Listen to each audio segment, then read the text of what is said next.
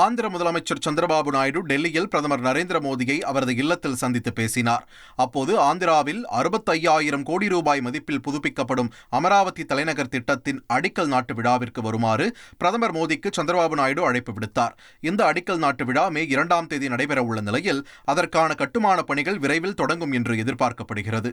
வலுவான கூட்டணி அமைந்துள்ளதாக அதிமுக பொதுச் செயலாளர் எடப்பாடி பழனிசாமி கட்சியின் மாவட்ட செயலாளர்கள் கூட்டத்தில் கூறியதாக தகவல் வெளியாகியுள்ளது. கூட்டத்தில் மாவட்ட செயலாளர்களுக்கு பல்வேறு அறிவுறுத்தல்களை வழங்கிய அவர் மே 15ஆம் தேதிக்குள் பூத் கமிட்டியை அமைத்து அதிமுக தலைமைக்கு அனுப்ப உத்தரவிட்டதாக தெரிவிக்கப்பட்டது.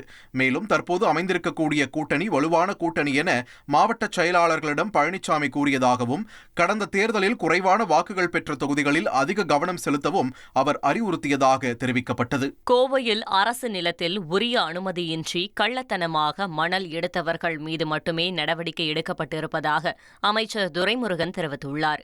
தமிழக சட்டப்பேரவையில் அதிமுக கொறடா எஸ்.பி. வேலுமணியின் கேள்விக்கு பதில் அளித்த நீர்வளத்துறை அமைச்சர் துரைமுருகன், கோவையில் பல்வேறு பகுதிகளில் உள்ள அரசு நிலங்களில் 4 முதல் 5 மீட்டர் வரையும் செங்கல் சூளைகளில் அதிக அளவில் மணல் எடுக்கப்பட்டிருப்பதாகவும் குறிப்பிட்டார்.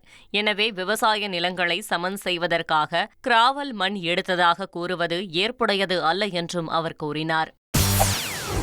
செய்திகளை உடனுக்குடன் தெரிந்து கொள்ள உடனே சப்ஸ்கிரைப் பண்ணுங்க.